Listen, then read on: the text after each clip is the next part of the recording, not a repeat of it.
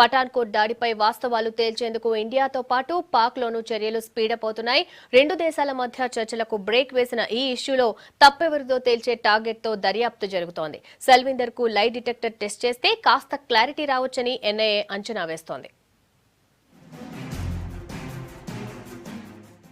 Pathankot దాడిపై enquiry చేస్తున్న జాతీయ దర్యాప్తు సంస్థ కీలక చర్యలకు సిద్ధమైంది. ఈ కేసులో కీలకంగా భావిస్తున్న పంజాబ్ పోలీస్ అధికారి సల్వీందర్ సింగ్ వ్యవహారంపై ఎన్ఐఏ సీరియస్ గా దృష్టి పెట్టింది. ఇప్పటికే వరుసగా 5 రోజుల పాటు సల్వీందర్ ను విచారించిన ఎన్ఐఏకు పఠాన్కోట్ దాడికి సంబంధించి ఎలాంటి క్లూ దొరకలేదని తెలుస్తోంది. వచ్చే వారం సల్వీందర్ కు లై డిటెక్టర్ పరీక్ష చేయాలని ఎన్ఐఏ డిసైడ్ అయింది. ఇందుకోసం కోర్టు అనుమతి తీసుకునేందుకు ప్లాన్ చేస్తోంది.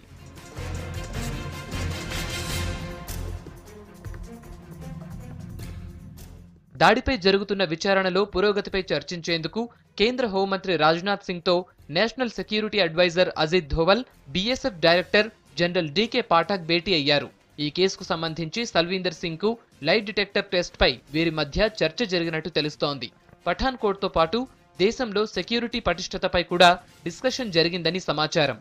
పఠాన్కోట్ దాడిపై పాకిస్తాన్లోనూ కదలిక కనిపిస్తోంది. జైషే మహమ్మద్ చీఫ్ మసూద్ అజర్ పై పాక్ సర్కార్ క్లారిటీ ఇచ్చింది.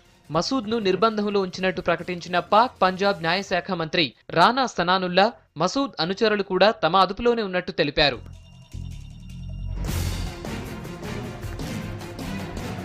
దాడిలో మసూద్ ప్రమేయం తేలితే అరెస్ట్ చేస్తామన్నారు. మరోవైపు భారత్తో చర్చల ప్రక్రియపై దృష్టి పెట్టామని, ఏ తేదీల్లో చర్చలు చేయాలన్న విషయంపై కసరత్తు చేస్తున్నామని పాకిస్తాన్ జాతీయ భద్రతా సలహాదారు సర్తాజ్ అజీజ్ అనౌన్స్ చేశారు.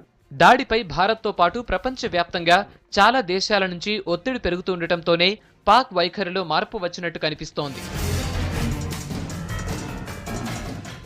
మసూద్, అతని అనుచరుల నిర్బంధంతో పాటు నిషేధిత ఉగ్రవాద స్థావరాలపై దాడులు పెంచింది.